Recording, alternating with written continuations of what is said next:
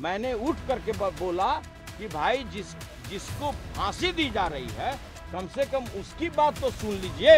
और ये बिल्कुल यह लोकतांत्रिक मूल्यों का हत्या है जो आज जो सदन में हुआ है ये सदियों तक लोग याद रखेगा। 12 तारीख को उपस्थित होकर मैंने समिति के समक्ष कहा कि भाई जब तक हमको साक्ष्य नहीं दीजिएगा नेचुरल जस्टिस के तहत, जब तक आप वीडियो का क्लिप नहीं दीजिएगा तब तक हम कैसे जवाब दे सकते हैं। कार्रवाई होना चाहिए था बिहार के माननीय मुख्यमंत्री नीतीश कुमार पर, जिन्होंने लगातार हमें बर्बाद करने की धमकी दी। नीतीश कुमार पर कार्रवाई होना चाहिए। और यह बिल्डिंग भी आज आंसू रो रहा है कि जिस तरह का न्यायपूर्ण कार्य मेरे साथ किया गया है, जिस सदस्य के साथ किया गया है, आज मेरे साथ हुआ है, कल किसी और के साथ होगा। सरकार आती है और जाती है, आज वाकया मेरे साथ हुआ है, कल अगले के साथ होगा। मौका भी नहीं दिया गया। ये पटकथा दिनांक 19 अप्रैल 24 को एक अन्य मार्ग में माननीय बिहार के मुख्यमंत्री नीतीश कुमार के नेतृत्व में बन चुका था। उनका साफ कहना था कि भाई सुनील कुमार सिंह जो भ्रष्टाचार की बात उठाता है, किसान की बात उठाता है, मजदूर की बात उठाता है, रोजगार की बात उठाता है, उसकी सदस्यता चाहे नियम विरुद्ध हो आपको ले लेना। और इसके लिए 2 व्यक्ति को यह कार्य सौंपा गया। एक को लोभ दिया गया कि भाई आपको उप सभापति बनाया जाएगा और एक को लोकसभा का टिकट देने का प्रलोभन दिया गया। और इस प्रलोभन के दबाव में सारा कुकर्म कराया गया उन लोगों से। आप लोग ये भी जानते हैं कि जो नियमावली बनाई गई है बिहार विधान परिषद की कार्य संचालन नियमावली, उसमें दंड में कहीं भी प्रावधान नहीं है कि आप किसी सदस्य का सदस्यता ले लें। तो आपने ये भी देखा होगा कि जिस तरह से आज सदन में जब नेता प्रतिपक्ष ने कहा कि भाई यह जो आप इस मामले को लाए हैं इस पर चर्चा होना चाहिए, सभापति महोदय ने हम लोगों को आश्वस्त किया कि भाई इस पर चर्चा जिस समय ये आएगा हाफ टाइम के बाद कराया जाएगा। लेकिन उसको आनन फानन में हाफ टाइम के पहले ही हाँ ना करके समाप्त करा दिया गया। मैंने उठ करके बोला कि भाई जिसको फांसी दी जा रही है कम से कम उसकी बात तो सुन लीजिए। और ये बिल्कुल यह लोकतांत्रिक मूल्यों का हत्या है जो आज जो सदन में हुआ है ये सदियों तक लोग याद रखेगा। आज यह सदन का बिल्डिंग भी कह रहा है कि न्यायपूर्ण निर्णय हुआ है। आप किसी कर्मचारी से बात कीजिए, किसी सदस्य से बात कीजिए, सभी लोगों ने कहा है कि यह लोकतांत्रिक मूल्यों का हत्या है। और नहीं जा रहे थे, कहा जा रहा था। बिल्कुल यह फर्जी आरोप है। जितने बार भी हमको नोटिस मिला उस समय लोकसभा का चुनाव चल रहा था, मैंने कहा कि राष्ट्रीय जनता दल ने मुझे स्टार कैंपेनर बनाया है, मैं सारण का प्रभारी हूं, इसलिए जैसे ही लोकसभा का चुनाव खत्म होगा मैं आपके दिए हुए तिथि पर उपस्थित होकर सभी वस्तु स्थिति की जानकारी दूंगा। उसके बाद उन्होंने कहा कि नहीं, आप लास्ट 12 तारीख को आइए, नहीं तो मैं एक तरफा फैसला ले लूंगा। 12 तारीख को उपस्थित होकर मैंने समिति के समक्ष कहा कि भाई जब तक हमको साक्ष्य नहीं दीजिएगा नेचुरल जस्टिस के तहत, जब तक आप वीडियो का क्लिप नहीं दीजिएगा तब तक हम कैसे जवाब दे सकते हैं।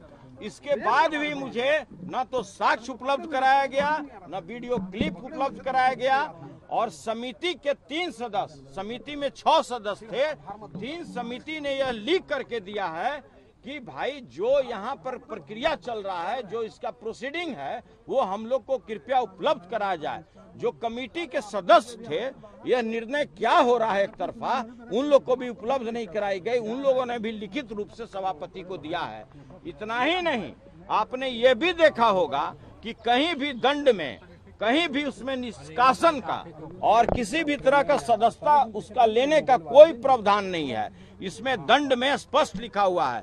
लेकिन इस तरह से गैर कानूनी कार्य करके नीतीश कुमार जी के दबाव में, आप अच्छी तरह जानते हैं कि जिस तरह से यहाँ भ्रष्टाचार व्याप्त है, लगातार हमारी राष्ट्रीय जनता दल यह मामले को सदन में उठाती थी, हम लोग इस मामले को उठाते थे और इसी का खामियाजा हमें भुगतना पड़ा। कार्रवाई होना चाहिए था बिहार के माननीय मुख्यमंत्री नीतीश कुमार पर, जिन्होंने लगातार हमें बर्बाद करने की धमकी दी। नीतीश कुमार पर कार्रवाई होना चाहिए। जिस तरह से उन्होंने महिलाओं को अपमानित करने का काम किया और जिस तरह से दोनों सदन में उनका बयान आया, कार्रवाई उनके ऊपर होना चाहिए। कार्रवाई उनके ऊपर होना चाहिए। कार्रवाई उनके ऊपर होना चाहिए था कि भाई अभी हाल में ही उन्होंने दलित महिला विधायक को जिस तरह अपमानित भाषा का प्रयोग किया, कार्रवाई उनके ऊपर होना चाहिए। लेकिन उनके अपने आका को खुश करने के लिए सारे गरिमा को लोग त्यागते हुए, सारे कानून को ताक पर रखते हुए उन्होंने एक तरफा कार्रवाई मेरे विरुद्ध किया है। देखिए, आगे निर्णय लेना मेरा पार्टी का काम है। राष्ट्रीय जनता दल के राष्ट्रीय अध्यक्ष आदरणीय लालू प्रसाद जी ने सदन में गरीबों की बात रखने के लिए, अल्पसंख्यकों की बात रखने के लिए, किसानों की बात रखने के लिए हमको भेजा था और हम लोग 100% उस मामले को उठाते रहे, भ्रष्टाचार पर बात करते रहे। कोई ऐसा जिला नहीं है, कोई ऐसा अनुमंडल नहीं, कोई ऐसा प्रखंड नहीं जहां बगैर रिश्वत का कार्य होता था। माफी मांग लिया, आप भी क्या माफी मांगने कहा? देखिए, माफी मांगना चाहिए माननीय नीतीश कुमार को कि उन्होंने अपराध किया है, उन्होंने गलत आचरण किया है। वो लगातार सदस्यों को बर्बाद करने की धमकी देते रहे। हम लोगों ने कभी भी जो विधान परिषद की जो प्रक्रिया और कार्य संचालन नियमावली है उसके प्रतिकूल हमने कभी कोई कार्य नहीं किया है। सभी लोग जानते हैं, हम लोग जनहित के मुद्दा उठाते थे जो माननीय मुख्यमंत्री जी को नागवार गुजरता था। माननीय मुख्यमंत्री जी के दबाव पर सारी कार्रवाई की जा रही थी और इसकी पटकथा मैंने पहले भी कहा है कि 19 अप्रैल को ही तैयार कर दी गई थी एक अन्य मार्ग में। उसके अलावा देश में पहली बार आपने देखा होगा कि जो पत्र हमारा हाथ से लोग स्वीकार नहीं करता था, जो हम सभापति या जो आचार समिति के अध्यक्ष थे उनको देते थे, तो मैंने डाक से भेजना शुरू किया। डाक मेरा लौटा दिया जाता था। मेरा डाक कहता था कि नहीं, सचेतक सुनील कुमार सिंह का चिट्ठी रिसीव नहीं करना है। इस तरह का वाकया इस सदन में हुआ है और यह बिल्डिंग भी आज आंसू रो रहा है कि जिस तरह का न्यायपूर्ण कार्य मेरे साथ किया गया है, जिस सदस्य के साथ किया गया है, आज मेरे साथ हुआ है, कल किसी और के साथ होगा। सरकार आती है और जाती है। आज वाकया मेरे साथ हुआ है, कल अगले के साथ होगा, लेकिन बिल्कुल अन्यायपूर्ण कार्य है। कोई आदमी को उपसभापति बनना था, किसी को लोकसभा का सदस्य बनना था और नीतीश कुमार जी ने उन लोगों को प्रलोभन देके दबाव में ऐसा कार्य कराया है जो नियम संगत नहीं है। आज तक पूरे देश के इतिहास